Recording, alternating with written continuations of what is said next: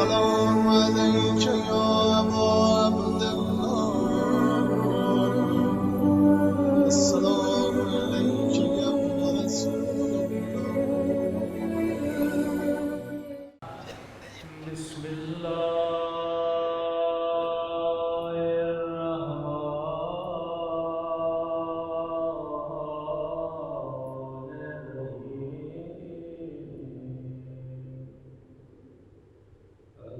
الحمد لله رب العالمين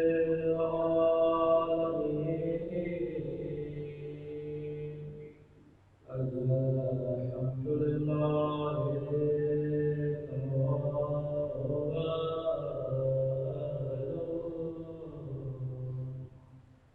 الصلاة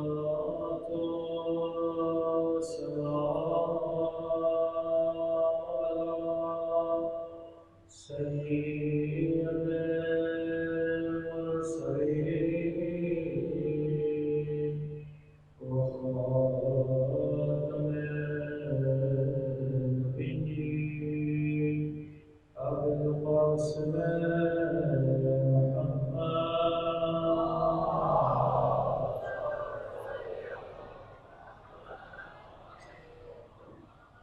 وعلى آل بيته الطيبين الطاهرين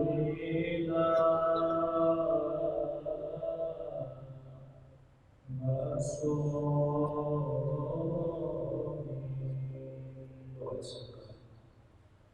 اللهم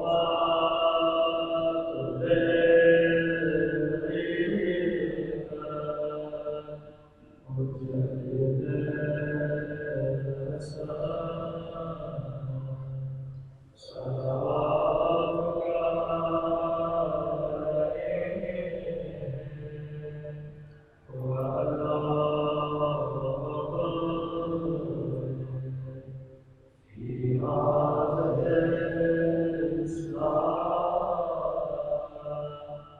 وفي كل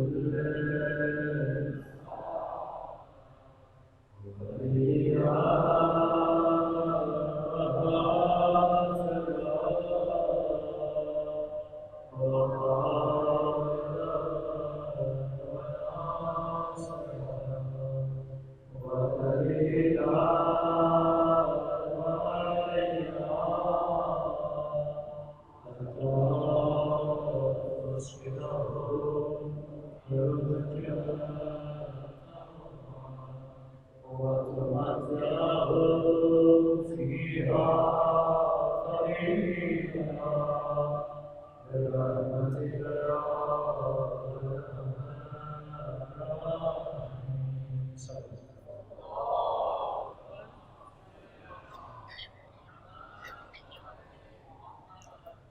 بار دیگر صلوات کریں.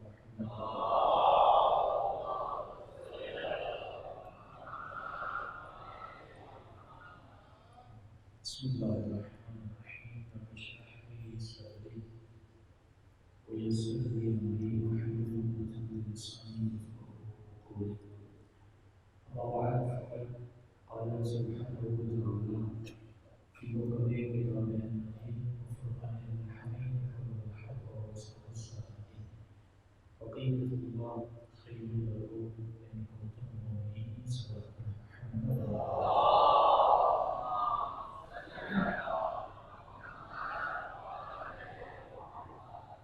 آواز کا ایکو کم کر دیں تاکہ آواز کلیئر آئے. ہمارا دیگر صلوات کریں محمد.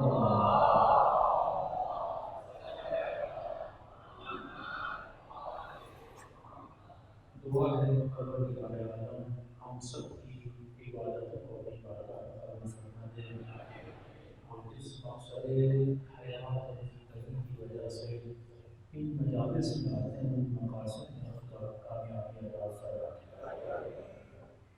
مقامات زیارت عاشورہ جس طرح معصوم کے ہر کلام میں ہدایت ہے، اسی طرح معصوم کی سکھائی گئی ہر زیارت میں بھی پیغام ہدایت ہے. ہم نے بیان کیا کہ 18 مقام ہیں مقام سلم ہے، مقام حرب ہے، مقام شفاعت ہے، مقام ثبات قدم ہے، مقام تقرب اللہ ہے، انسان دعا کرتا ہے مقام معیت ہے، اے خدا اہل بیت کا ساتھ دنیا میں بھی نصیب کر، آخرت میں بھی نصیب کر۔ اس کے بعد مقام براعت ہے کہ ہم لعنت بھیجتے ہیں، کچھ نام اہل بیت نے چھپائے، کچھ نام اہل بیت نے لیے۔ چھپانے کا ہم نے فلسفہ بتایا، نام خاص افراد کے لیے اس کا بھی فلسفہ تھا، کیونکہ وہ افراد مظہر فساد بن چکے تھے۔ کہ ملتا ہے کہ جب جناب ابابکر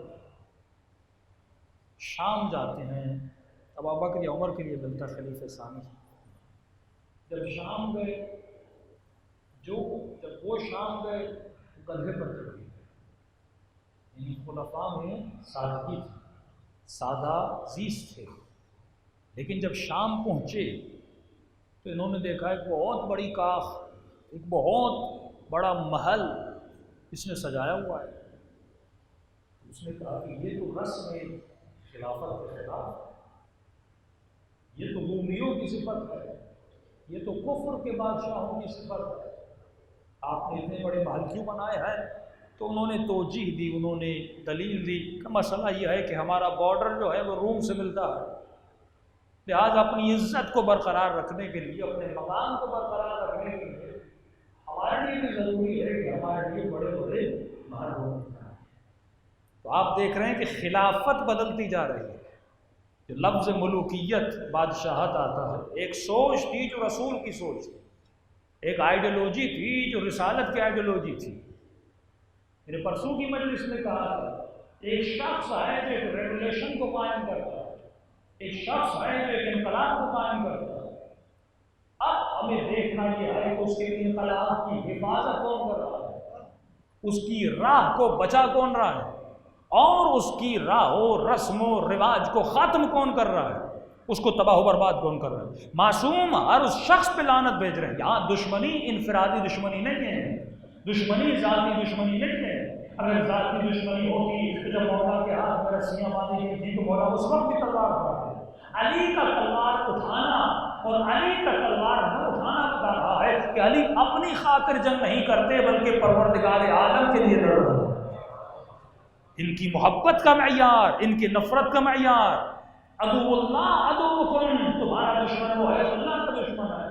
تجھے محبت اس سے کرنی ہے جس سے اللہ محبت کرے، اور محبت کا معیار اگر مسلمانوں کے لیے بنایا تو فرمایا اے مسلمانوں میں تمہارے درمیان دو گراں قدر چیزیں چھوڑ جا رہا ہوں، ایک اپنی کتاب چھوڑ کے جا رہا ہوں، ایک اپنی آن چھوڑ کے جا رہا ہوں، اور اگر تمہیں کسی سے محبت کرنی ہے، اگر کسی سے محبت کرنی ہے، یا وہ میری کتاب سے کرنی ہے یا میری آن سے کرنی ہے۔ صلوات پڑھے محمد و آل محمد۔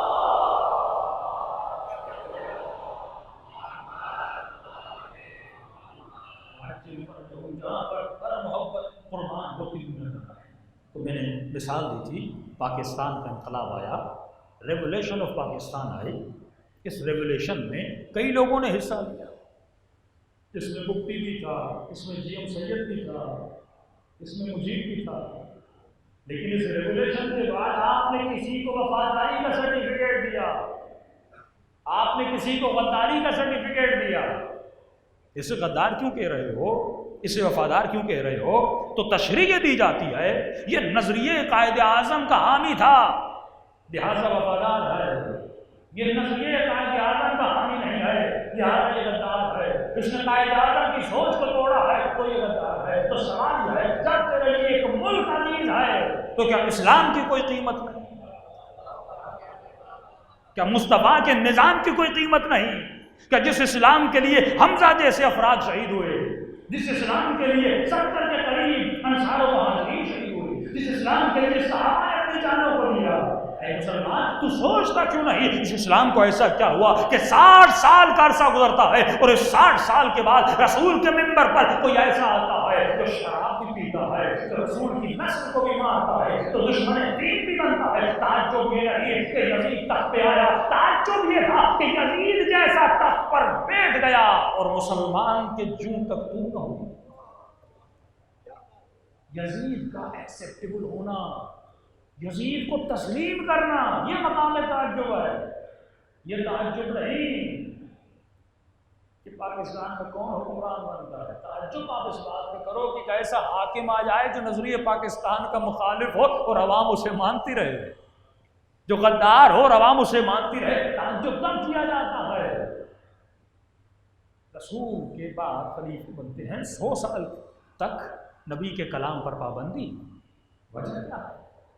مسلمان بولتا نہیں، مسلمان سوچتا نہیں، اپنے جوانوں کے ذہنوں پر یہ کہہ کر بند کر دیا تمہیں تاریخ میں نہیں جانا، تمہیں ہسٹری میں نہیں جانا، تمہیں کتابوں میں نہیں جانا، تجھے اس موضوع پہ ڈسکس نہیں کرنی، کیونکہ اس ڈسکس کے نتیجے میں تم شیعہ بن جاؤ گے۔ اللہ نے جو آپ کو ہتھیار دیا، چاہے وہ ہم شہید ہو جائیں، جانوں کا نذرانہ دے دیں، لیکن اصولوں پر کبھی سودا نہیں کرتے۔ یہ کس نے سکھایا؟ یہ آقا حسین بن علی نے سکھایا۔ صلوات پڑھو محمد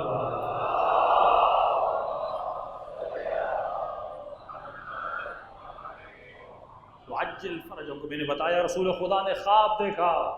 مسلمان پوچھیں اپنے مفسرین سے یہ کون سا خواب ہے کہ وما جعلنا الرؤيا التي أريناك إلا فتنة للناس والشجرة الملعونة في القرآن ونفرقهم فما يزيدهم إلا طغيانا كبيرا۔ اے حبیب اس خواب کو دیکھ کر ڈر مت جانا۔ اس خواب کے بعد میں نبی کے چہرے سے مسکراہٹ ہٹ گئی۔ کیا خواب تھا؟ نبی خواب میں دیکھتے ہیں کہ نبی کے منبر پر بندر آ رہا ہے، بندر آ رہا ہے، لباس رسول، لباس جانشین رسول پہنا ہوا ہے، لیکن شکل بندر والی ہے۔ بندر کیوں؟ کیونکہ بندر ایکٹنگ کرتا ہے، بندر لوگوں کو خوش کرتا ہے، بندر لوگوں کو بہلاتا ہے، 1 گھنٹے کے لیے ان کے ذہنوں کو بہلاتا ہے، لیکن اس میں عقل نہیں ہوتی، اس میں شعور نہیں ہوتی۔ یہ خواب دیکھنے کے بعد تصور کرو مصطفیٰ پہ کیا گزری ہوگی۔ ارے جس مصطفیٰ نے پتھر کھائے، جس نے عزیز ترین اصحاب کی جانوں کو قربان کیا، جو 10 سال شعب ابو طالب میں رہے، جس میں جناب خدیجہ کا انتقال ہو گیا، ابو طالب کا انتقال ہو گیا، ارے اتنے پتھر مارتے تھے، نبی کے چہرے سے خون بہتا تھا، گندگی رسول کے چہرے پہ پھینکی جاتی تھی۔ وہ نبی جس نے اتنی زحمتیں اٹھائیں، جتنے اتنے شہداء دی، اب یہ دیکھے کہ میرے دین کا رزلٹ یہ ہے کہ میرے ممبر پر بندر آتا ہے۔ اللہ نے کہا حبیب ہم تجھے ڈرانا نہیں چاہتے، ہم تجھے بتانا چاہتے ہیں۔ یہ سنت رہی ہے نوح کی قوم کی، ابراہیم کی قوم کی، موسیٰ کی قوم کی، یوسف کی قوم کی، کہ ہر نبی نے اپنے نبی کے جانشینوں کو ٹھکرایا۔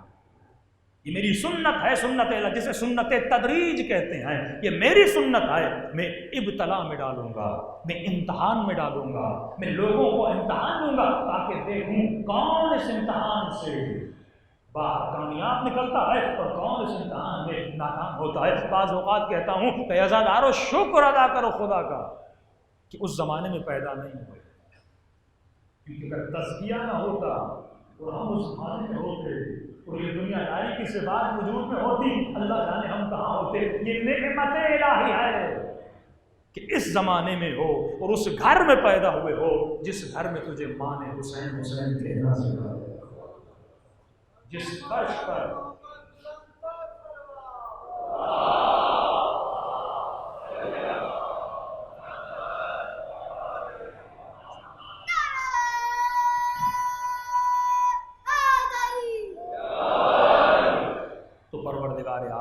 رسول خدا ناراض ہے۔ فرمایا اے حبیب یہ ایسے لوگ ہیں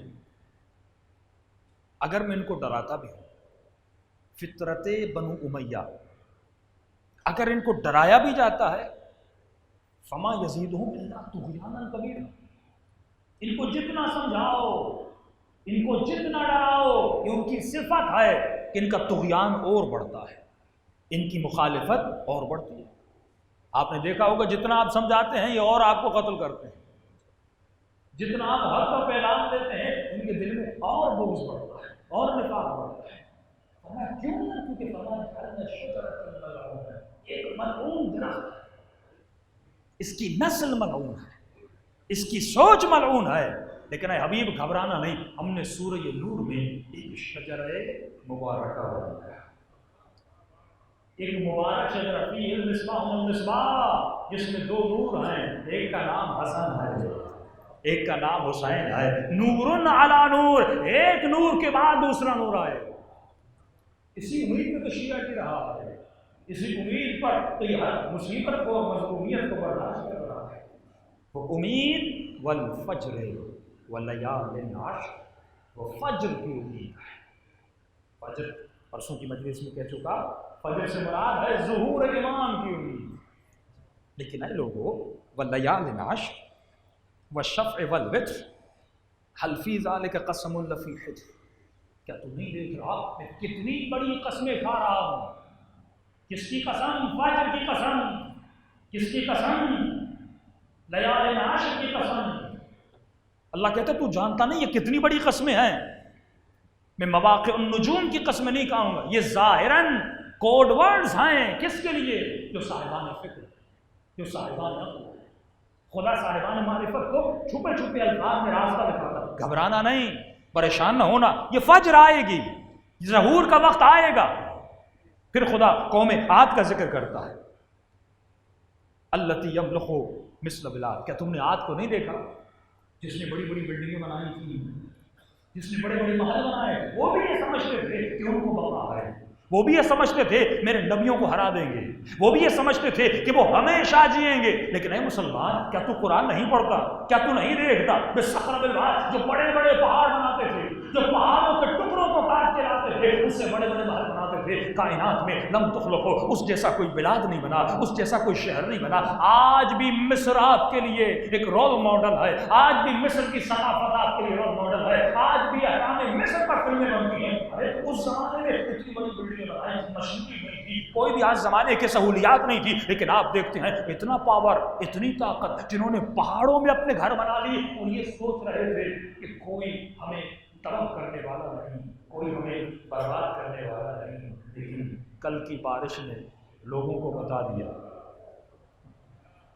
جب وہ اپنی طاقت کا مظاہرہ کرتا ہے، جب وہ اپنی قدرت کا مظاہرہ کرتا ہے، تو کہاں گئی تمہاری سڑکیں، کہاں گئی تمہاری بلڈنگیں؟ طوفان نوح کو یاد کر کہ اس قوم نے بھی 1000 سال سرکشی کی تھی، وہ بھی یہ سمجھ رہی تھی کہ کچھ بھی نہیں ہوگا، کوئی عذاب نہیں آئے گا، کوئی خلق کرنے والا نہیں، کوئی تباہ کرنے والا نہیں. لیکن میرے عذاب نے بتا دیا، میرا ایک تازیانہ بتاتا ہے کہ اگر کوئی قدرت مند ہے، اگر کوئی طاقت رکھتا ہے، اگر کوئی پاور رکھتا ہے، اگر کوئی سپر پاور ہے، وہ تمہارا رب ہے اور رب العالمین ہے. صلوات پڑھے محمد.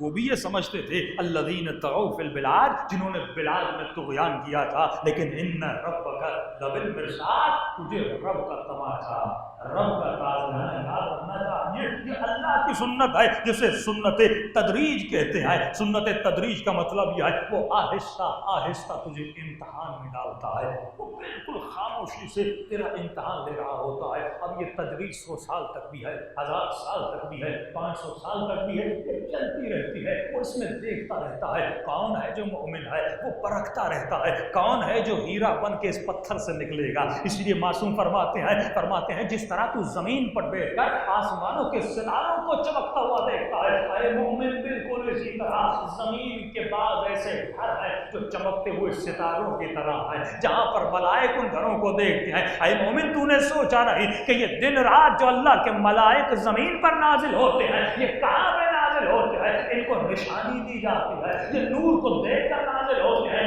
جس گھر میں اطاعت اہل بیت کا نور ہوتا ہے، وہ چمکتی ہوئی روشنی کو دیکھتے ہیں اور اس گھر میں اللہ کی رحمتوں کو لے کر آتے ہیں. صلوات پڑھے محمد والے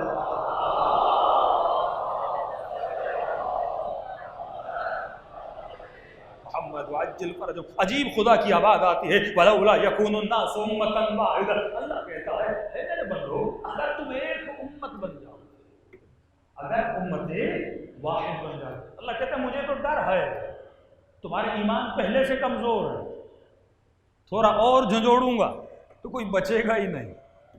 کہ ولولا اگر تم امت واحد بن جاتے لجعلنا لمن یکفر بالرحمن، تو وہ جو مجھے نہیں مانتا میں اس کے گھر کی چھت کو بھی سونے سے بھر دیتا. جو مجھے نہیں مانتا میں اس کے گھر کی چھتوں کو سونوں سے جواہرات سے بھر دیتا. لیکن مجھے ڈر ہے تم کسی کی بڑی گاڑی کو دیکھ کر کفران کرتے ہو کہ اللہ نے کافروں کو اتنا کیوں دیا. اچھی کنٹری ان کی، اچھا ملک ان کا، صفائی ان کے پاس، مال ان کے پاس، پاور ان کے پاس، فوج ان کے پاس، میزائل ان کے پاس، صحیح جہاز ان کے پاس. جب تم ان کو دی ہوئی نعمتوں کو دیکھتے ہو تمہارا ایمان کمزور ہو جاتا ہے. عقیل علی کا بھائی ہے، معاویہ کا سفرہ دیکھا، ایمان کمزور پڑ گیا.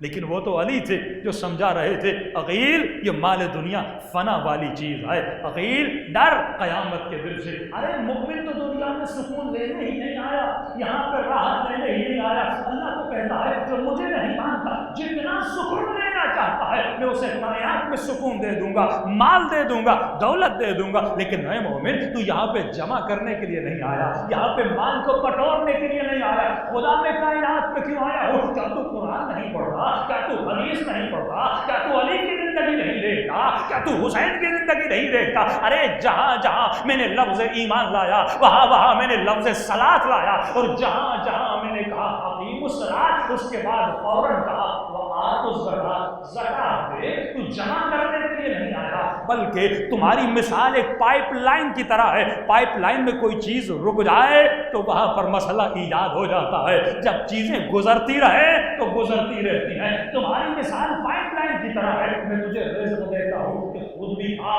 مومنوں کو بھی کھلا، اپنے آنے جانے والوں کے لیے بھی رزق کو بانٹنا شروع کر دے، نہ کہ فرعون کی طرح نمرود کی طرح جمع کرنا شروع کر دے. ارے تو حسین کا نام لے آیا ہے، اسی لیے کائنات نے دو نظام دیے. ایک نظام تھا جس کا فلسفہ یہ تھا کہ تجھے مال کو جمع کرنا ہے، دوسرا نظام یہ تھا جمع نہیں کرنا بلکہ تجھے ایثار کرنا ہے، بلکہ تجھے قربان کرنا ہے، بلکہ تجھے بانٹنا ہے. یہی نظریہ زکات تھا. اس لیے قرآن جب آپ کے ایمان کا تعارف کرواتا ہے، جب تمہیں ولایت کا بتاتا ہے تو آواز یہی آتی ہے کہ تمہیں ایمان لاؤ، رسول پر ایمان لاؤ، ایمان لاؤ اللہ پر ایمان لاؤ. اور مومنو تمہارا ولی وہ ہے جو حالت رکوع میں زکات دیتا ہوا نظر آ جائے. جب وہ ولی کا تعارف بھی کرواتا ہے تو زکات سے تعارف کرواتا ہے. اب یہ علی کا چاہنے والا ہو نہیں سکتا تو صرف مال جمع پیدا کرنے کے لیے پیدا ہو. ورنہ کچھ لوگ ایسے ہیں حباً جمع جو صرف مال کو جمع کرتے ہیں، نمرود کی طرح، قارون کی طرح. یہ فلسفہ حسین کا نہیں تھا، یہ آئیڈیولوجی حسین کی نہیں تھی. ہاں مال جمع کرنا گناہ نہیں ہے،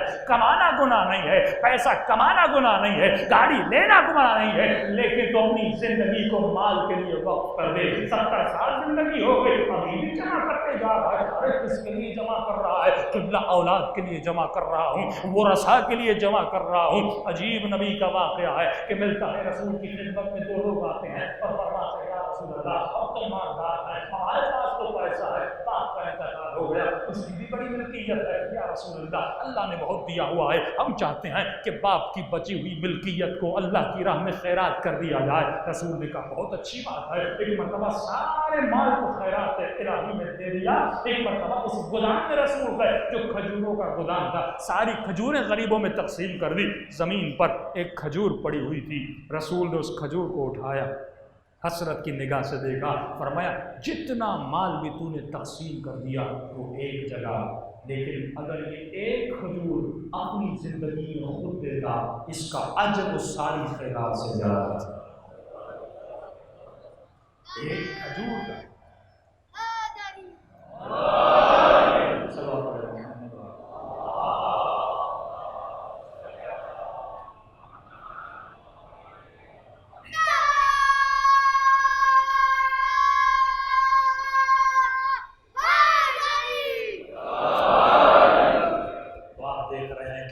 دنیا میں جمع کرنے کے لیے نہیں آئے بلکہ ہم دنیا میں تصور دار القرار نہیں ہے، یہاں پہ تجھے رہنا نہیں ہے. اے مومن تو دنیا میں اس لیے آیا تاکہ تو اپنی چیزوں کو قربان کرے. اور یہ نظریہ آپ کو کہاں ملتا ہے، یہ فکر کہاں ملتی ہے؟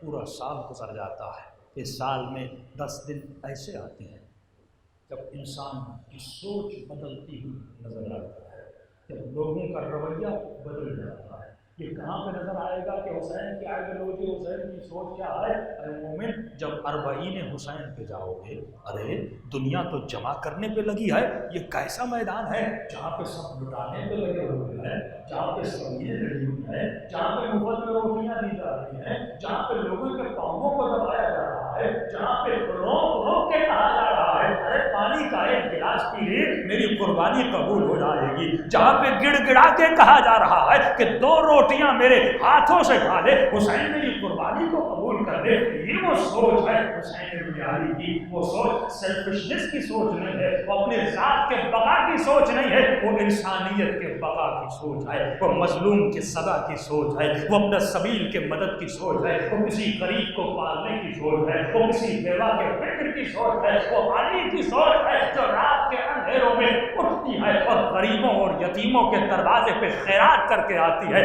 ارے تو اس امام کا ماننے والا ہے، لیکن افسوس سے کہنا پڑتا ہے آج جس آئیڈیالوجی میں ہم جی رہے ہیں، آج جس سوسائٹی میں ہم جی رہے ہیں، جہاں سے ہمارا بچہ سوچ لے رہا ہے، وہ ہے ٹی وی کی سوچ، وہ ہے سنیما کی سوچ، وہ ہے فلم کی سوچ، وہ ہے لگژری لائف اسٹائل کی سوچ، وہ ہے بہترین زندگی گزارنے کی سوچ، وہ ہے بہترین روم سیٹ ہونا چاہیے، بہترین بسترا ہونا چاہیے۔ ارے دوسرے کے پاس ہے یا نہیں ہے مجھے کیا پرواہ، میرے پاس گاڑی ہونی چاہیے، کوئی مومن کے پاس سواری ہے یا نہیں ہے مجھے کیا پرواہ، میرا بچہ اچھے اسکول میں پڑھنا چاہیے، کسی مومن کا بچہ پڑھ رہا ہے یا نہیں پڑھ رہا۔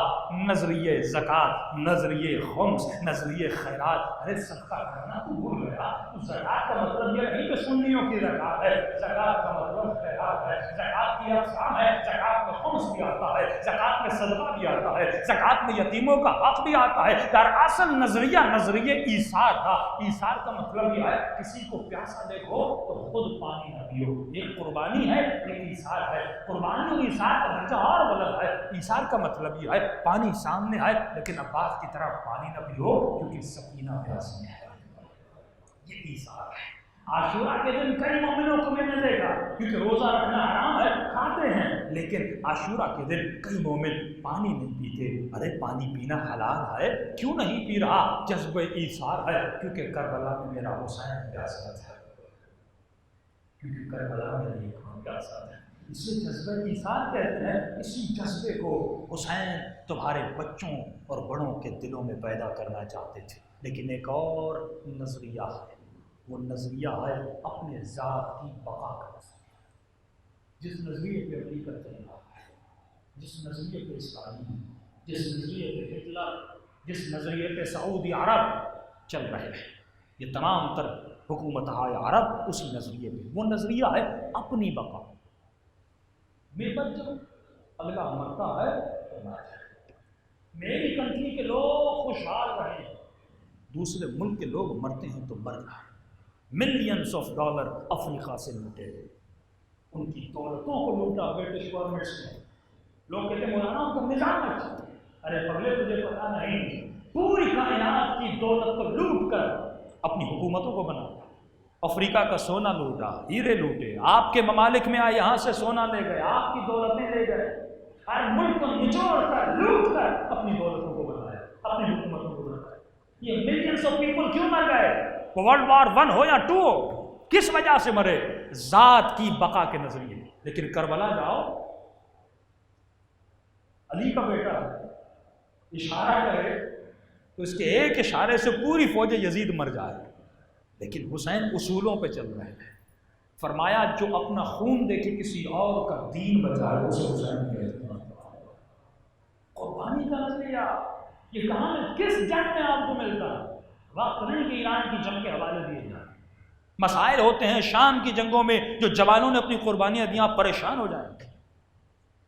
ہمارے ایک مومن تھے، پرسوں ایک واقعہ ہوتا رہتا ہے اربعین کا، کیونکہ یہ ایثار، یہ جذبہ کہاں سے ملتا ہے؟ یہ آپ کو خط حسین سے ملتا ہے۔ 2 خط ہیں، مومن سوچے میں کس خط پہ چل رہا ہوں؟ مشہور جملہ خط ولایت، میں واقعاً ولایت علی کے راستے پر ہوں کہ نہیں ہوں؟ زبان سے حسین حسین کروں لیکن میرا راستہ یزید کا، میرا راستہ کوئی اور۔ کہتے مولانا ہم مشی پہ تھے، تو مشی آپ کو پتہ یہ بوتھ ہوتے ہیں، کھمبے جو ہوتے ہیں، بھائی ہم 50 کھمبے پہ روکیں گے، وہ کہتا ہے میں 60 پہ روکوں گا. تو وہ کہتے ہیں یہ جھنگ کا کوئی مومن تھا، اس کے 2 بچے تھے اور بادشاہ بین وغیرہ کا ڈائریکٹر بھی تھا، بڑے پوسٹ پر.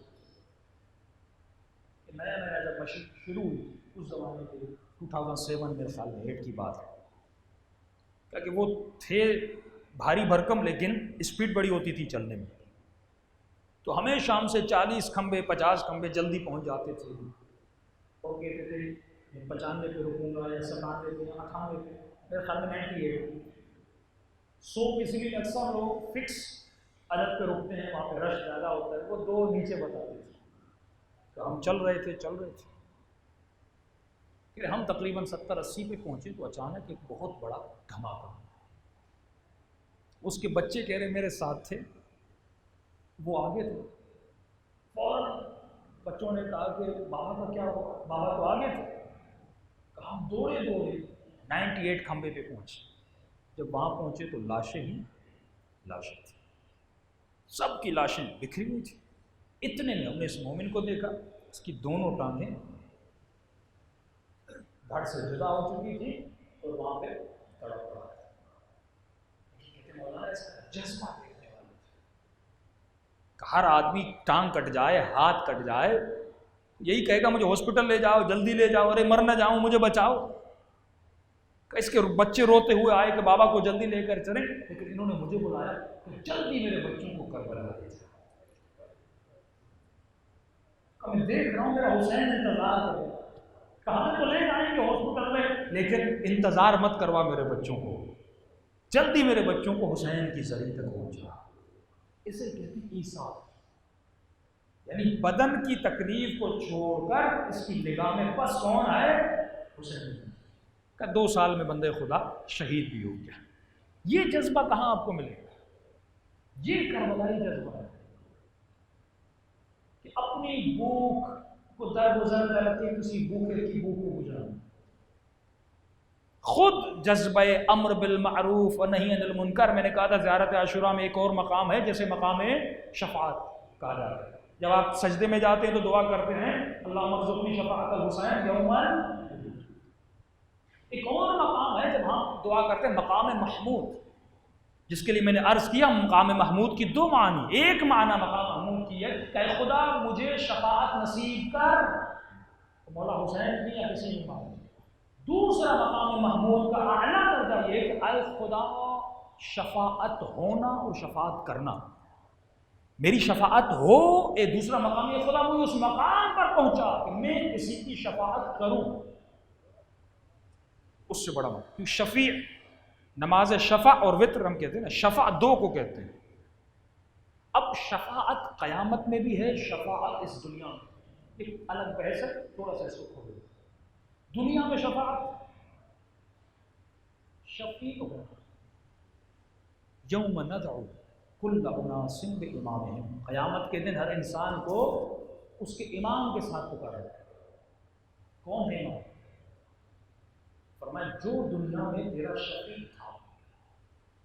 شفیع کا مطلب جس کو دنیا میں تم نے راستہ دکھایا یا جس نے تجھے راستہ دکھایا یا جس کے راستے پر تو چلا، جو جس سے تو دنیا میں سوچ لے رہا تھا، تھاٹس لے رہا تھا، وہ تیرا شفیع ہے.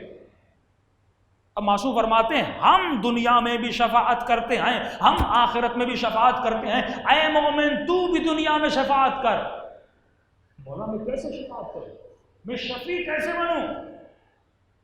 تو معصوم فرماتے ہیں کیا تجھے مقصد قیام حسین اشہد انک قد اقمت الصلاۃ وآتیت الزکاۃ، پھر زکوٰۃ کا لفظ آ رہا ہے، وامرت بالمعروف ونہیت عن المنکر. فرمایا امر بالمعروف نہیں عن المنکر، یہ بھی مقام شفاعت ہے. کیسے شفاعت ہے؟ ایک مومن غلط راستے پہ جا رہا ہے، آپ اس کو نماز کے راستے پہ لا رہے ہیں، آپ اس کو حسین کے راستے پہ لا رہے ہیں. وہ دشمن علی کے راستے پہ جا رہا ہے، آپ اس کو علی کے راستے پہ. جب علی کے راستے پہ لا رہے ہیں یہاں تجھے راستہ نظر آ رہا ہے، لیکن بالعمل یہ راستہ نہیں بلکہ یہ جنت ہے. تو جب اس کو مسلح پر لے، مسلح نہیں ہے، یہ جنت ہے. جب اسے سچائی کے پاس لے، یہ سچائی نہیں ہے، جنت ہے. فرمایا بعض لوگ دو طرح کے شفیع ہیں. شفیع ایک ایسا شفیع ہے جو تجھے جنت میں لے جاتا ہے، وہ شفیع ایک اور شفیع ہے جو تجھے طریق جہنم میں لے جاتا ہے. کچھ جنتی شفیع، کچھ جہنمی شفیع. فرمایا ایسا نہ ہو کہ کبھی تو جہنمی شفیع بن جائے. جوان نے کہا مولانا وہ کیسے؟ میں نے کہا کسی نے کسی سے قرضہ لیا، اس صاحب نے کہا کہ بھائی ایک شرط پہ ہم آپ کو قرضہ دیں گے، جب آپ ہمیں ایک چیک فل کر کے دیں گے. تو آپ نے اس کو سکھانا شروع کیا، چیک اس طرح نہیں لکھنا، اس طرح لکھنا کہ چیک پاس ہی نہ ہو. مفت میں اسے جہنم کا مشورہ دے گے، وہ ہے حرام خور، تم اسے اور حرام خور بنا دو. بیچ کے راستے بتانا، بھائی یہاں سے جانا، یہ راستہ بڑا اچھا ہے، یہاں سے رشوت دے کر اپنا کام کر دینا. یعنی مفت میں اس کے شفیع بن رہے ہو ایک جہنم کے راستے پر. اب قیامت میں آواز آئے گی، یوم ندعو کل اناس بامامہم، قیامت کے دن ہر انسان کو اس کے امام سے پکارا جائے گا. تم دنیا میں جس کی سوچ پہ چلے تھے اسی کی سوچ کے ساتھ اٹھائے جاؤ. بڑی بڑی سیلیبریٹیز کے پیچھے ہم، تمہارا کیا ہے، کس سیکٹر میں شادی کی، کتنی شادیاں کی، کتنے بچے. آدھا گھنٹہ نیٹ میں یہی ڈھونڈ رہا ہے کہ کس کی شادی ہوئی، کس کی شادی نہیں ہوئی. شادی اس نے کی ہے، پریشان تو ہے. کسی نے ایکٹرز کو بت بنا دیا. بعض کے بت تو ہیں مولانا کہ میں فلاں مولانا کا فلم ہوں، بعض کے بت ہیں نوح خان. پھر یہ بت اس بت سے لڑتا ہے، پھر کمپٹیشن ہوتا ہے، نہیں میرے والا اچھا ہے، وہ کہتا ہے میرے والا اچھا ہے. معصوم فرمایا اسلام بت پرستی کو توڑنے کے لیے آیا تھا. مسلمان تب بنے گا جب اندر کا بت توڑے گا. یہ شہرت کا بت، یہ کرسی کا بت، یہ مال کا بت. اب بت کو مال بنا دیا، مجلس حسین کی پڑھ رہا ہے، لیکن طے کر کے پڑھے اتنے پیسوں میں حسین کی مجلس پڑھوں گا. آج کل تو مولویوں سے میں پریشان ہوں، ذاکروں سے تو میں تھا ہی.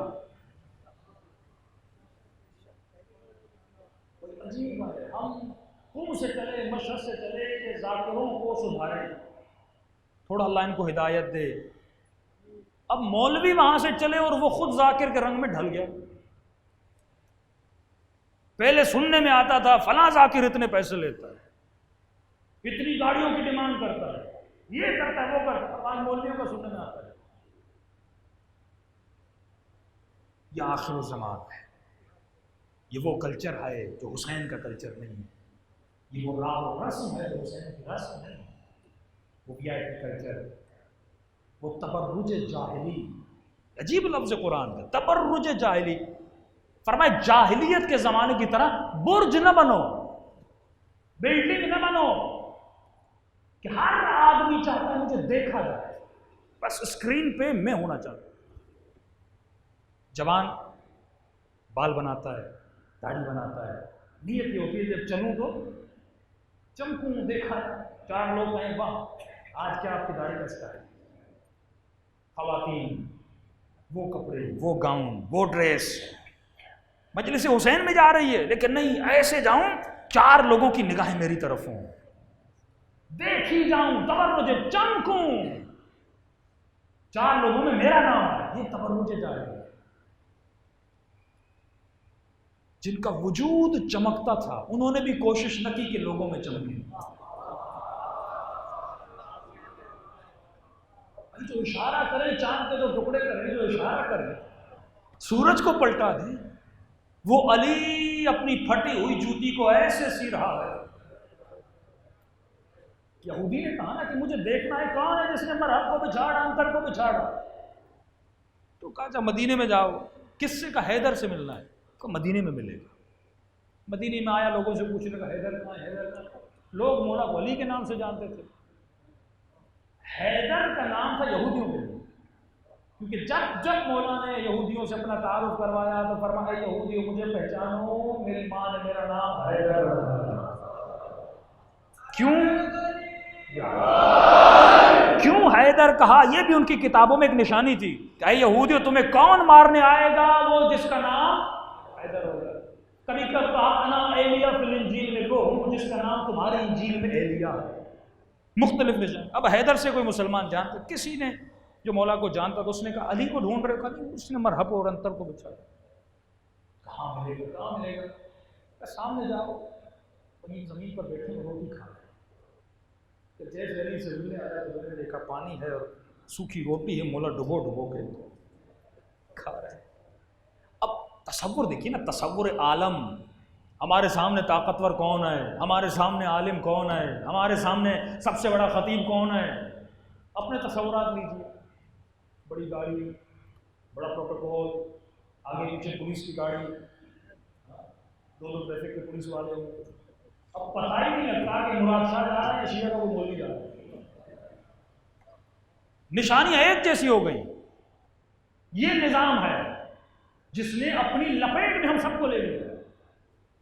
یہ نظام ہے جو ہمیں بتاتا ہے. لوگ مشورے آ کے دیتے ہیں مولانا بڑی گاڑی ہو تو بڑا خطیب ہوتا ہے. جس نظام میں معیار بدل گیا, سوچ بدل گئی, نگاہ بدل گئی. اشیاء جوان بھی وہ کرنا چاہ رہے ہیں, خاتون بھی وہ کرنا چاہ رہی ہے. جس نظام میں صرف خود کو دکھانا چاہتا ہوں, جس میں سے سافٹ ویئر آ گئے جس کا نام ہی فیس بک ہے. فیس دیکھا جائے, پزا کھا رہا ہے دکھا رہا ہے. تو مولا علی فرماتے ہیں گوشت بھی لو تو ایسی شاپ پر میں ایسے کاغذ میں ڈالو کسی غریب کی نگاہ نہ پڑے, کہ بھوکھا دیکھ نہ لے, نظر لگ جائے گی, تیرے بچے بیمار ہو جائیں گے. اپنی ہر خوشی کو شیئر کر رہا ہے.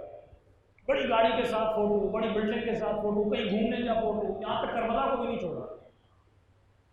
تم زیارت کرنے گئے ہو یا ریاکاری کرنے گئے ہو؟ فوٹو وہ اچھا جو اللہ لے, فوٹو وہ اچھا جو نام اعمال میں لکھا جائے. ساری عبادتوں کو ریاکاری میں تباہ کر دیتا ہے. کوئی 4 لوگوں نے تمہارا پزا کھانا دیکھ لیا تو کیا دعا کریں گے اور پزا کھاؤ؟ 4 نظریں لگیں گی, پیٹ میں درد ہو جائے گا. علی ابن ابی طالب زمین پر بیٹھے ہیں, روٹی ڈبو کے کھا رہے ہیں. اب اس کے تصور یہ تھا کہ بہادر ہوتا ہے, بڑے بڑے بازو ہوں, ڈولے شولے ہوں, جس طرح آج کل ہے کہ اچھا باڈی بلڈر اور باڈی والا بندہ ہو. آیت اللہ بہجت تو پتلے سے تھے نا, ہماری نظروں میں تو آرنولڈ جیسا کوئی ہو وہ بہت بڑا بہادر ہے. تو اس نے یہ سوچا تھا کہ علی کا بہت بھاری بھرکم بدن ہوگا. اس نے دیکھا نہیں, سمپل سا بدن ہے اور زمین پر بیٹھے ہیں. تو لوگوں نے کہا یہ علی ہے. تعجب سے کہا یہ حیدر ہے. کہا یہ حیدر ہے. اس کا مجھے یقین نہیں آ رہا. اس نے مرحب کو بچھاڑا, اس نے انتر کو بچھاڑا. جو ایک دن میں چھوٹا سا اونٹ کھا جائے, جو بکرے کے بکرے کھا جائیں, ایک اونٹ اپنے وزن پہ اٹھا لے. اور یہ جوان جس کا سن تب جوانی تھی اور اب ایسا بدن, کمزور بدن, نحیف بدن, یہ کیسے اس کو بچا سکتا ہے؟ کہ سوال علی سے ہے تو علی سے پوچھ, اعتراض علی پر ہے تو علی سے پوچھ. جب کہنے لگا کہ آپ حیدر ہیں, کہا میری ماں نے میرا نام حیدر رکھا. کہ آپ علی ہیں, کہا میں علی ہوں. آپ نے انتر کو بچھاڑا, آپ نے مرحب کو بچھاڑا, آپ نے امر بدت کو بچھاڑا. امام فرماتا ہے سب کو میں نے بچھاڑا. فرماتے ہیں اس جسم سے یہ ممکن نہیں کہ یہ جسم خیبر کے در کو اٹھائے. امام فرماتے ہیں میں نے جسمانی طاقت سے نہیں بلکہ روحانی طاقت سے بچھاڑا تھا.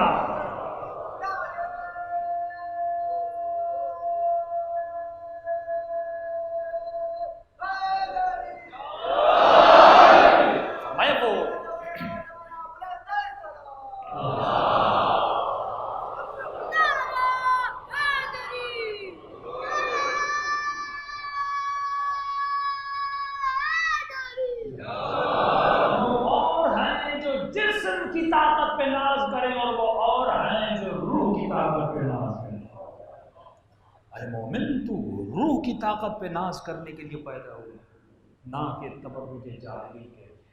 یہ سوچ ہے, مومن کو سوچنا چاہیے حسین کیا لینے آئے ہو؟ دن رات روتے رہو, کیا فائدہ ہوگا رونے سے؟ یہاں فرماتے ہیں کچھ لوگ ایسے ہیں جو اپنے گناہوں سے توبہ کرتے روتے ہیں, لیکن یہ رو نہیں رہے, ہنس رہے ہیں, یہ اپنی حالت پہ ہنس رہے ہیں. امام رضا کو کہا مولا کیوں؟ آج روتا ہے کل جا کے پھر گناہ کرتا ہے, آج روتا ہے پھر مذاق اڑا رہا ہے, اللہ کا مذاق اڑا رہا ہے. آج رہوں گا پھر گناہ کروں گا, رہوں گا پھر گناہ کروں گا. تو بعض شیعوں کا گریہ ایسے ہے رو کس پر؟ ظلم پر، فسق پر، فجور پر، نگاہ حرام پر، قساوت قلب پر، حسد پر، بغض پر۔ یہ صفات ہیں جنہوں نے شمر کو شمر بنایا۔ جنگ جسم شمر سے نہیں ہے، اس کا جسم تیری طرح تھا، وہی گوشت، وہی ہڈیاں، وہی کھال، وہی خون۔ کیا تھا یزید کا جسم؟ لعنت جسم پہ نہیں بھیج رہا، لعنت اس کے کردار پہ بھیج رہا ہے، ان صفات پہ لعنت بھیج رہا ہے جو یزید کے وجود میں تھی۔ تو اے جوان سوچ، کہیں وہ صفات تیرے وجود میں آ تو نہیں ہے؟ وہ سوچ یزید، وہ فکر یزید، وہ آئیڈیالوجی آف یزید تمہارے ذہن میں آ تو نہیں رہی؟ اس آئیڈیالوجی سے بچ، اور تمہیں چلنا ہے کس کی آئیڈیالوجی پر؟ حسین کی آئیڈیالوجی پر۔ حسین کی آئیڈیالوجی ہے ایثار کا نام، قربانی کا نام، فداکاری کا نام، اور کسی مومن کے غم کا، اپنے دل میں غم کو اٹھانے کا نام۔ صلوات پڑھیں محمد وعلی۔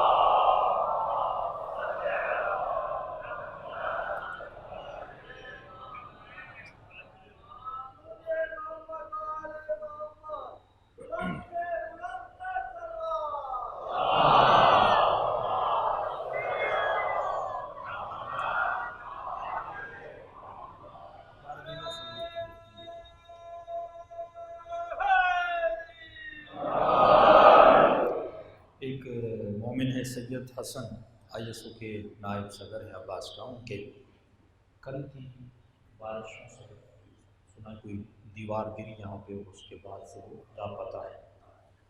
دعا کرے پروردگار عالم تم کو جہاں بھی ہوں صحت و سلامتی کے ساتھ پلٹا دے، اور گھر والوں کو صبر جمیل عطا فرمائے۔ یہی تو ہے، مجلسوں میں دعا کیا کرے، خدا کیوں اجتماعی دعاؤں کا فائدہ ہے، کیوں دعائے کمیل؟ اہل بیت کے کچھ معجزے ہیں جو ہم ممبر سے ذکر کرتے ہیں، جن کو مردہ معجزے کہا جاتا ہے، یعنی تاریخ کے معجزے۔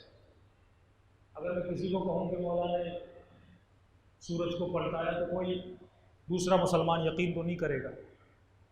میں کہوں کہ علی نے ٹھوکر ماری کسی کو زندہ کیا، وہ یقین تو نہیں کرے گا۔ کچھ اہل بیت کے ہیں زندہ ہونے سے، کسی کو بھی دکھاؤ تو مان جائے۔ جیسے طب اہل بیت میں ایک نیا علم اور نالج آئی ہے، ہم کہتے ہیں یہ اہل بیت کا زندہ معجزہ ہے کہ آپ کسی کینسر والے کو اہل بیت کے فرمان کے مطابق کھلاؤ تو اسے کیا ملے گی؟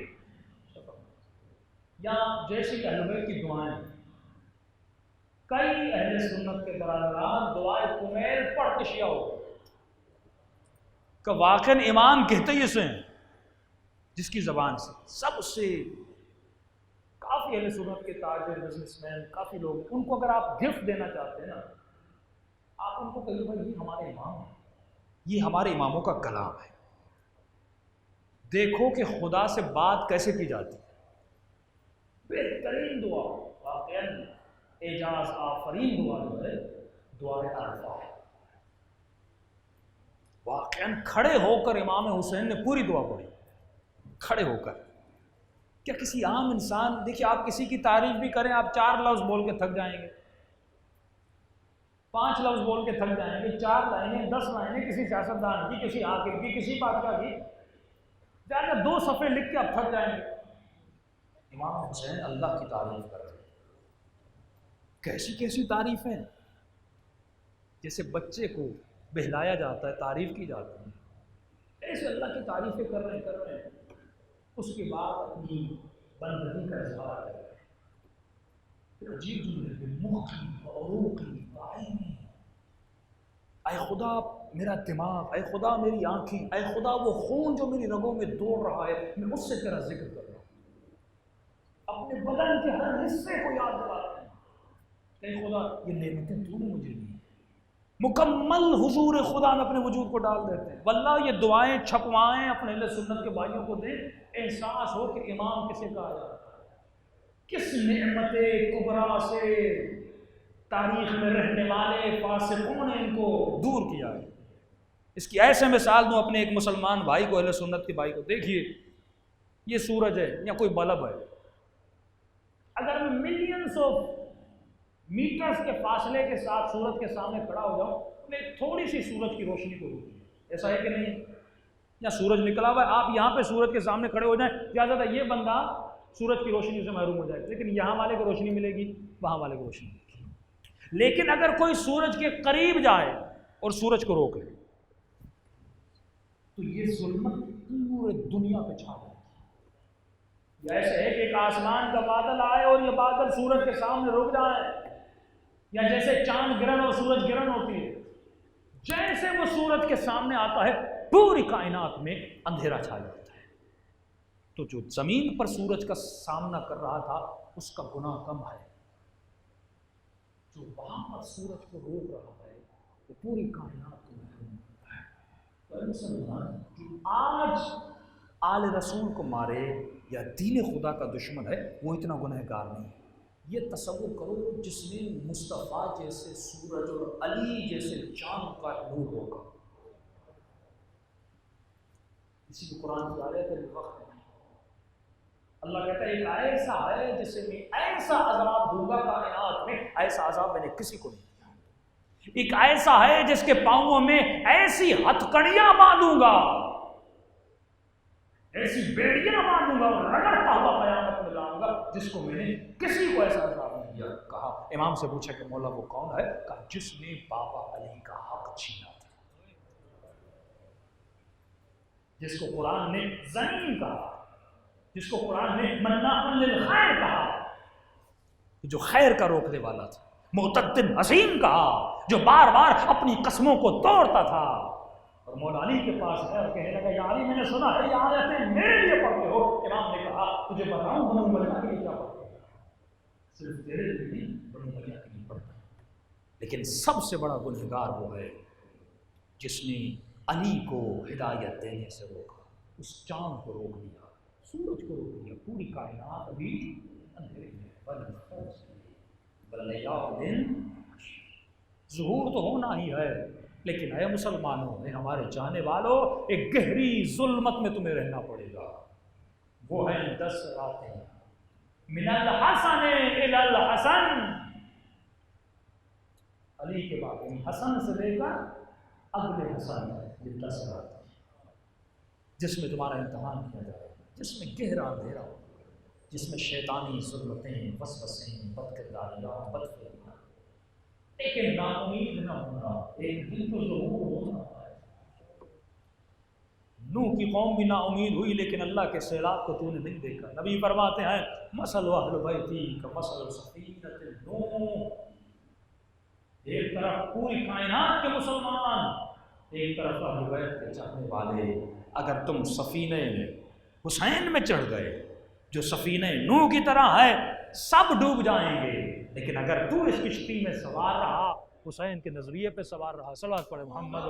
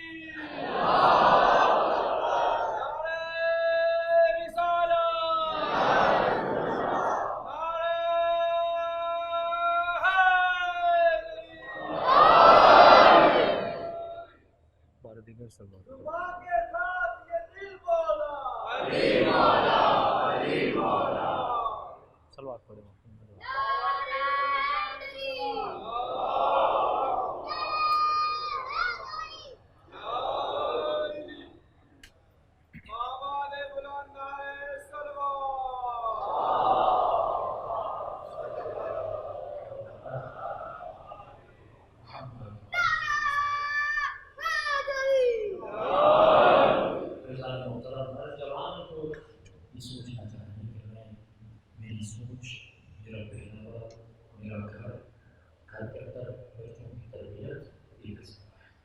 اگر خود رائے پر ہے تو کوشش کرے کسی اور مسلمان بھائی کو، کیونکہ جب مان لیا کہ یہ بھائی ہے تو کبھی بھائی کو جہنم میں جاتا ہوا پسند نہیں کرتا۔ تبھی امر بالمعروف نہیں ہے، اچھائی کی دعوت، برائی سے روکنا ہر مومن پر واجب ہے۔ عجیب روایت ہے کہ آپ نے پانی کا ببل دیکھا ہوگا، ایک حباب جیسے کہتے ہیں، حباب بالکل صاف ہوتا ہے، ورنہ قیامت کے دن کچھ لوگ ایسے ہوں گے کہ اس حباب کے اندر ہوں، سب دیکھ رہے ہوں گے لیکن اس حباب کے اندر قید میں ہوں گے، پکاریں گے، چیخیں گے، مولا علی مجھے بچا، آقا حسین مجھے بچا، امام زمانہ مجھے بچا، لیکن ہم آنا بھی چاہیں آ نہیں سکتے، اس حباب نے تجھے گھیرا ہوا ہے۔ کئی قرآن کی آیتیں ہیں کہ حبیب اگر کچھ لوگوں کی شفاعت تو بھی کرے پھر بھی ہم شفاعت کو ایکسپٹ نہیں کریں۔ شفاعت کی قابلیت ہو تو شفاعت کی صلاحیت ہو تو شفاعت، ایسے شفاعت نہیں ملتی۔ فرمایا چیخیں گے، میں نے سوچا یہ کون ہوں گے، جب حدیث کو یہ پوچھا کہ امام فرماتا ہے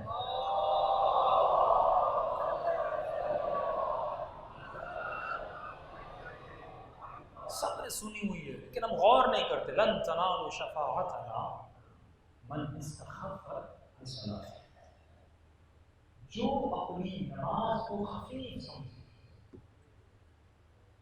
عربی میں جب لفظ لام نون آتا ہے یہ نفی عبد ہے، نفی عبد۔ حضرت موسیٰ کی قوم کو کہا کہ لن ترانی، تم کبھی بھی مجھے نہیں دیکھ سکتے، کبھی بھی، نہ یہاں نہ وہاں۔ یہاں پر میرے چھٹے امام فرماتے ہیں کبھی بھی، نہ یہاں نہ وہاں، کبھی بھی ہماری شفاعت کو حاصل نہیں کر سکتا۔ من استخف بالصلاۃ، یہ نہیں کہا جو نماز نہ پڑھو، نماز کو خفیف سمجھے، چھوٹا سمجھے۔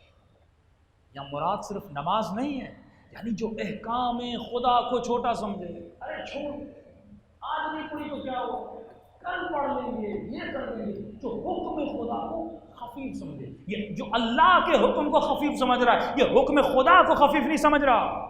جو خدا کے حکم کو ذلیل کرے، اس کو ناچار اور نادار سمجھے، یہ اللہ کے حکم کو نادار نہیں سمجھ رہا بلکہ یہ حکم دینے والے کو نادار سمجھ رہا ہے۔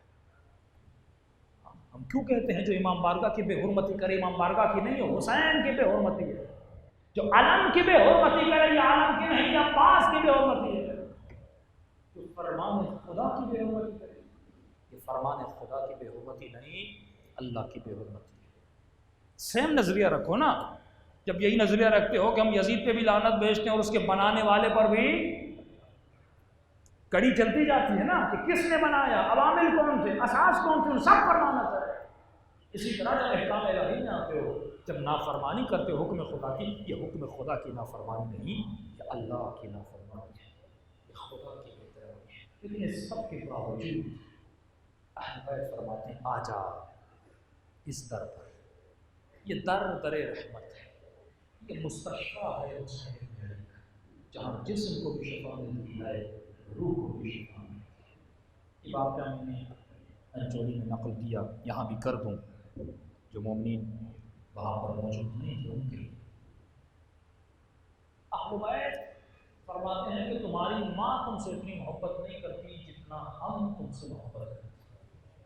حدیث ہے انا و علی ابوا هذه الامہ میں، اور علی اس امت کے دو باپ۔ ایک قافلہ افریقہ کا، ایک دوست نے ہمیں سنایا تھا جو موثق تھے، کسی مولانا سے بھی ہم نے سنا تھا یہ واقعہ۔ 2004 یا 3 میں جب صدام واصل جہنم ہوا یہ عراق کا، تو آپ کو پتا اس وقت چیکنگ لائنس بہت زیادہ ہوتی تھی۔ ایک ماں ہے اپنے والد اور والدہ کے ساتھ، بھائیوں کے ساتھ چلے کہ امام حسین کی زیارت کر، راستے میں چیک پوائنٹس بہت تھے، بار بار اتارتے تھے، چیک کرتے تھے۔ بچہ تھک گیا، سو گیا۔ ایک چیک پوسٹ کا اس نے کہا کہ پاسپورٹ دکھاؤ، میں پاسپورٹ دکھایا، انہوں نے کہا بچے کو اٹھاؤ نہیں، بچہ سویا رہے، ہم پاسپورٹ چیک کریں گے اور آپ آگے بڑھ جائیں۔ کا چیکنگ ہوئی، آگے بڑھ گئے، نجف پہنچے۔ اب گرمی، نجف جیسے پہنچے تو بچے کو اٹھانا چاہا، بچہ اٹھ نہیں۔ ہم نے کہا شاید گرمی میں بی پی لو ہو گیا اور بچہ بے ہوش ہو گیا، پانی لگایا نہیں، ہاسپٹل لے گئے، ڈاکٹرز نے نبض چیک کی، کہا آپ کا بچہ تو ایکسپائر ہو گیا ہے۔ یہ ماں کہتی ہے کوئی 10-15 سال کے بعد اللہ نے مجھے ایک بیٹا دیا، بڑی حسرتیں لے کر اپنے بچے کو نجف آئی تھی، غسل ہوا، کفن ہوا، بچے کو وادی السلام میں دفن کیا۔ اب یہ ہوٹل میں بیٹھ کے ہوئے، اس کی ماں نے کہا کہ بیٹی چلو مولا علی کے حرم میں من ہلکا ہو جائے گا، رو اللہ بچے کے درجات کو بلند کرے گا۔ کہنے لگی اماں میں یہاں پہ مولا سے کچھ مانگنے آئی تھی، اتنے سالوں کے بعد اللہ نے ایک بیٹا دیا، علی نے وہ بھی لے لیا۔ الیاذ باللہ، الیاذ باللہ، اے کاش میں آتی ہی نہ کربلا آتی، نجف آتی، میرا بیٹا بچ جاتا۔ کبھی کبھی ہوتا ہے۔ ماں نے کہا یہ کیسی باتیں کر رہے ہو، وہ جب چاہے نعمت دے، وہ جب چاہے نعمت لے، یہ امانت الہی ہے، یہ ایک الگ سبجیکٹ ہے، اس میں نہیں جا رہا۔ کہ شخص کے چھٹے امام کے بیٹے جناب اسماعیل جب وہ بیمار ہوئے تو میں نے امام کو پریشان دیکھا، ایک مرتبہ مولا کے گھر گیا پوچھنے کے مولا بیٹے ٹھیک ہوئے نہیں ہوئے، جب دروازہ کھولا مولا بالکل مطمئن تھے، میں خوش ہوا، میں نے کہا مولا بیٹے ٹھیک ہو گئے؟ امام نے کہا نہیں، انا للہ و انا الیہ راجعون، میرے بارے میں سمجھ نہیں آتی، جب بیمار تھا تو پریشان تھے، اب بیٹا مر گیا ہے آپ کے چہرے پر اطمینان ہے۔ کب پریشان اس لیے تھا جب تک زندہ ہے اللہ کی امانت ہے، امانت کا خیال کرنا مجھ پر واجب ہے، میں امین ہوں، لیکن جب وہ چاہے اپنی امانت کو واپس لے، میں کون ہوتا ہوں اعتراض کرنے کا؟ رضا تسلیم، یہ مقام ہے۔ اپنی چاہنے والے اتنی معرفت کے مقام پہ نہیں، میں علی کے حرم میں نہیں آؤں گی، ماں نے بہت سمجھایا، نہیں گئے، قافلہ کربلا پہنچا، ماں نے کہا علی کے پاس حسین کی زیارت کتنی اماں حسین کی زیارت ہوئی، ایک ہی بیٹا تھا انہوں نے وہ بھی مجھ سے لے کا بہت سمجھایا، راضی نہیں ہوئی۔ آخری دن ماں نے کہا کل پرسوں ہم چلے جائیں، حسین سے ناراض ہو، علی سے ناراض ہو، تو چلو ناراض ہی صحیح، کہ تم نے اہل بیت کا فرمان نہیں سنا، فرمایا اپنی خوشیاں، اپنی ناراضگیاں، اپنی پریشانیاں ہمیں آ کر بتاؤ، اپنا غم، اپنا ہم سب ہم سے آ کر شیئر کیا کرو، شکایت ہے، لڑنا ہے، جھگڑنا ہے، حرم جا، ہوٹل میں کیوں بیٹھے، جو کچھ کہنا ہے بیت کو کہو۔ چلو علی کے روزے پہ نہیں، حسین سے ناراض، عباس کے روزے پہ بھائی ہیں حسین کے، شکایت کرو، اس کو زبردستی عباس کے حرم میں دیا۔ ماں کہتی ہے جیسے غازی عباس کے حرم میں داخل ہوئی، اترائی تھی، دور سے غازی عباس کی زری کو دیکھ رہی تھی، اب ماں کہتی ہے برداشت نہ ہو، میرا سب ٹوٹ گیا، میں نے کہا غازی عباس ایک ہی بیٹا تھا، اس کے بغیر میں زندہ رہ نہیں سکتی، یا مجھے بیٹا واپس کریں یا مولا مجھے بھی اٹھا لیں۔ وہ کہ کہنے لگی عباس مجھ میں زینب جتنا صبر نہیں، مجھ میں حسین جتنا صبر نہیں، میں بیٹے کی جدائی کو برداشت نہیں کر سکتی۔ اتنا کہہ کر زمین پر بیٹھی اور دھاڑے مار مار کے رونے لگی۔ ماں کہتی ہے اتنے میں مجھے عباس کی زری سے ایک بچہ آتا ہوا دکھا، کہتی میں نے سوچا کہیں شدت غم سے خواب تو نہیں دیکھ رہی، ماں کو کہا اماں یہ جو بچہ آ رہا ہے اس کی شکل میرے بیٹے سے ملتی ہے۔ ماں نے غور سے دیکھا، کہا کوئی اور نہیں ہمارا ہی بیٹا ہے، کہ بچہ دوڑتا ہوا آیا اور ماں کے سینے میں چپک گیا۔ جو مر گیا تھا ایک مرتبہ زندہ ہو کے آ گیا۔ بیٹے سے کہا کہ میرے لال کو کہاں تھا؟ کہا اماں میں آپ ہی کو ڈھونڈ رہا تھا، جب میری آنکھ کھلی میں نے خود کو لوگوں کی بھیڑ میں پایا، میں نے آپ کو بلایا، انکل کو بلایا، دادا کو بلایا، کوئی نہیں تھی۔ اما جب پریشانی کے عالم میں رونے لگا، اتنے میں نے دیکھا دور سے گھوڑے سوار آ رہا۔ اس گھوڑے سوار کے ساتھ ایک حسین جوان۔ اما جیسے وہ قریب آیا، اس نے کہا میرے لال، میرے بچے رو کیوں رہا ہے؟ میں نے کہا اما گم ہو گئی ہیں، دادی مل رہی ہیں، دادا مل رہے ہیں۔ اس نے کہا بچے آجا، گھوڑے پر بیٹھ جا، میں تجھے لے کر جاتا ہوں تمہارے اماں کے پاس۔ کہتا اتنے میں اماں میں نے اپنا ہاتھ بڑھایا، میں نے کہا انکل چھوٹا ہوں، گھوڑے پہ کیسے بیٹھوں؟ گھوڑے سوار نے کہا میرے لال میرے ہاتھ ہیں۔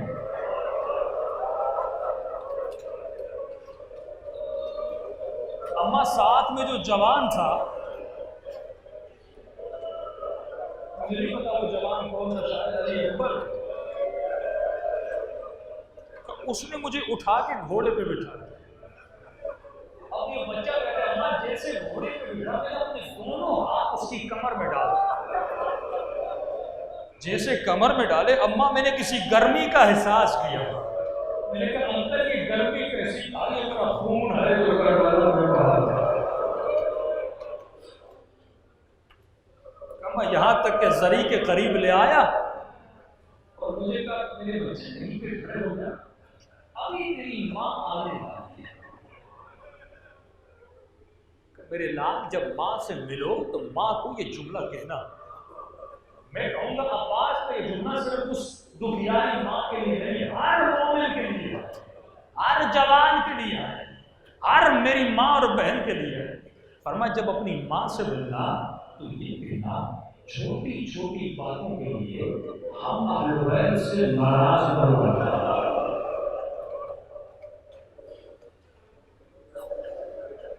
ہمیں تمہاری ناراضگی پسند نہیں ہے۔ ارے جو ماں سے زیادہ محبت کرے، جو باپ سے زیادہ محبت کرے، تو اے جوان مجھے یہ بتا تو کیسے اپنے کردار سے آگے سامنا کو لاتا ہے؟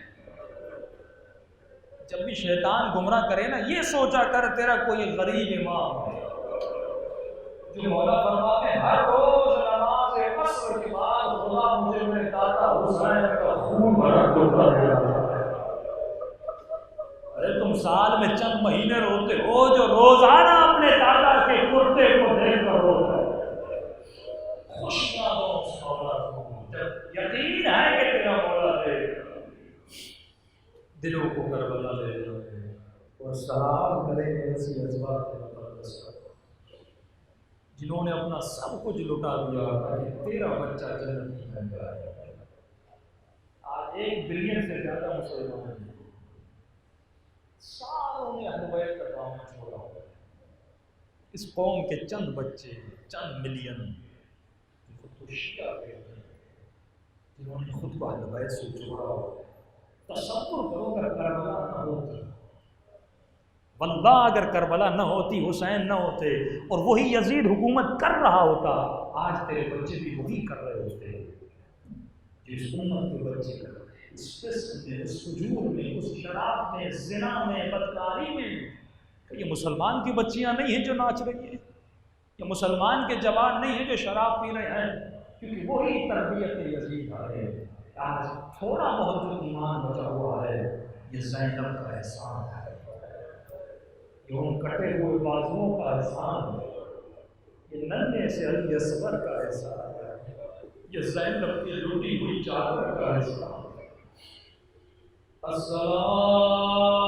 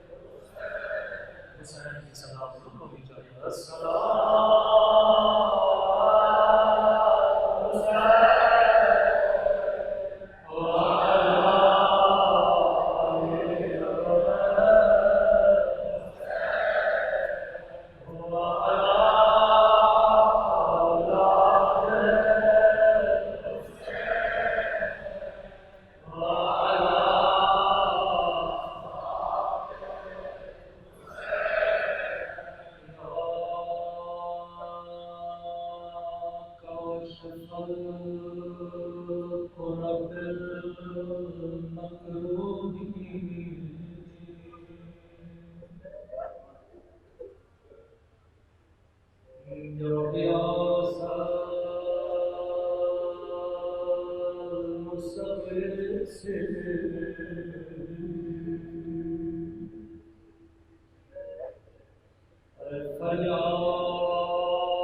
فریاد کرنے والوں کی فریاد سننے والے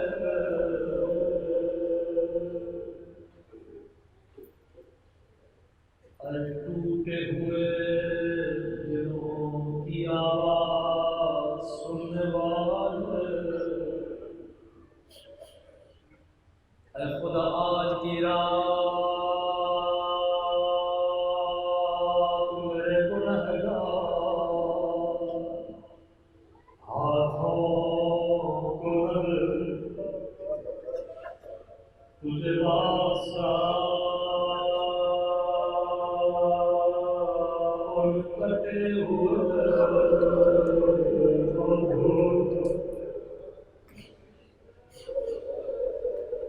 تجھے واسطہ اس درد بھرے منظر کا جب گھوڑے سے اتر کے حسین دو بازو بازووں کو چوم کے کہا میری کمر ٹوٹ گئی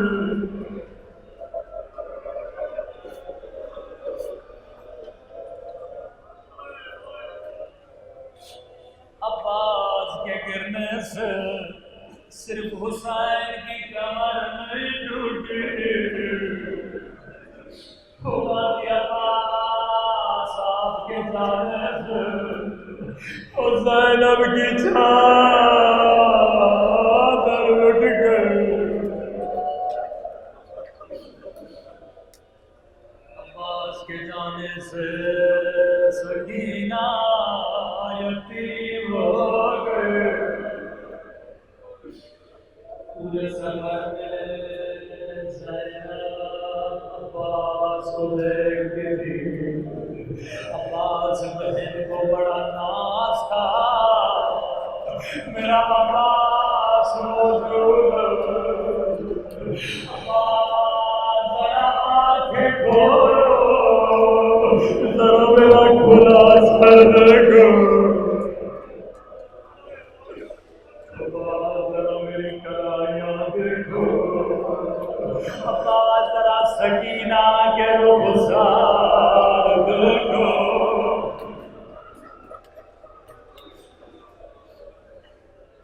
عجیب محبت ہے زینب کو عباس سے غازی عباس اور آقا حسین اب مجھ سے برداشت نہیں ہو مولا اجازت دیجیے سکینہ کے لیے پانی لاؤ مجھ سے اثر کی پیاس برداشت نہیں ہوتی فرمایا عباس تو میرے لشکر کا سپہ سالار اگر تو گیا حسین کیا کریں گے ادب سے سر جھکایا رو کر کہنے لگے اب کیسا لشکر مولا عباس کا کوئی لشکر نہ رہا اکبر نہ رہا قاسم نہ رہا مولا اجازت دیجیے فرمایا عباس اگر زینب اجازت ہے تو میں بھی نہیں روکوں گا آقا زینب نے اجازت مل گئی عباس ایک مرتبہ بھی زینب کے خیمے کے در پہ آئے اجازت مانگی بڑے ادب سے خیمے میں داخل ہوئے سامنے ادب لگا کے بیٹھ خاموش زینب چہرے کو دیکھ رہے فرماتی عباس میں سمجھ گئی کیوں آئے ہو عباس میں روکوں گی نہیں لیکن عباس عباس میری کچھ باتیں سنتا جا. جی میری آقا تھا. فرمایا عباس شہر کوفہ تھا، بابا علی کی حکومت تھی، میرا قافلہ شہر کے باہر تھا. بابا نے فرمایا حسن رات ہونے دو، بازار بند ہونے دو، میری بیٹی کا قافلہ تھا. عباس رات ہو گئی، بابا خود مجھے لینے آئے، میری اونٹ کی مہار کو تھاما، یہاں قافلہ چلتا رہا. بابا نے کہا زینب ذرا عماری کا پردہ ہٹانا. عباس میں نے پردہ ہٹایا. بابا نے کہا زینب غور سے دیکھو، یہ کوفے کا بازار ہے.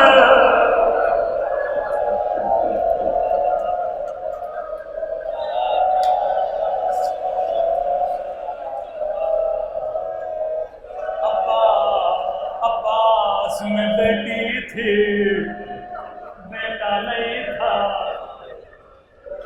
میں خاموش رہی، سواری آگے بڑھی. بابا نے پھر کہا زینب عماری کا پردہ ہٹانا. عباس میں نے پردہ ہٹایا. بابا نے کہا زینب غور سے دیکھو، یہ کوفیوں کے گھر ہے. عباس سمجھ میں نہیں آ رہا. سواری پھر آگے بڑھی. بابا کا پردہ ہٹایا، میرے پردہ ہٹایا. بابا کا زینب کوفے کا چوک ہے. عباس میری سمجھ میں نہیں آیا. میں نے کہا بابا بازار دکھانا ہے، حسن کو دکھائے، حسین کو دکھائے، بیٹیاں اور بازار، پردےدار اور بازار. ایک مرتبہ بابا نے سواری بٹھائی، کبھی میرے سر کا بوسا، کبھی میرے ہاتھوں کا بوسا. رو کر کے لگے زینب یہی بازار ہوگا، وہ تیرے ہاتھوں میں رسیاں.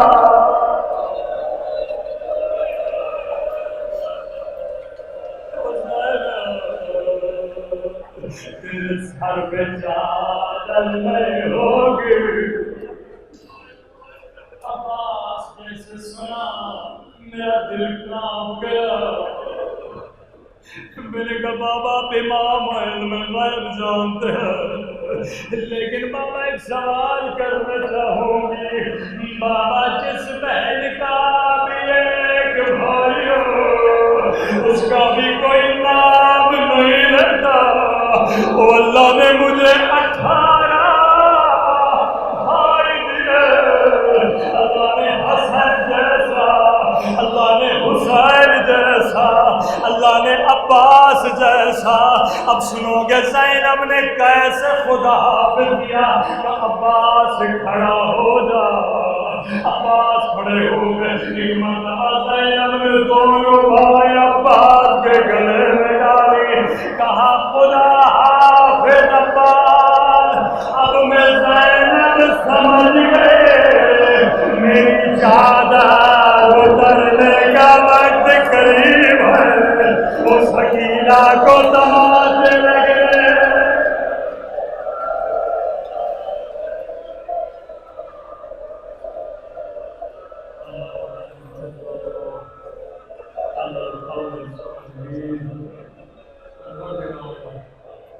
عباس کے کٹے ہوئے بازو کا آواز ہمارے مولانا پیغام زمانہ کا ظہور فرما. ہم سب کو مولا کے آباد و نثار شریف فرما. مومن اللہ سے سلامتی کے ساتھ اپنے گھر کی طرف بڑھا رہی ہے. جتنے اسیر خدا نے رہائی عطا فرما. ہم سب کو مقام میں شہادت نصیب فرما. لفظ جوار امام زمانہ میں شہادت نصیب فرما. ہم سب کو آپ کے حق خیری نصیب فرما. ربنا تقبل منا انک انت السمیع العلیم.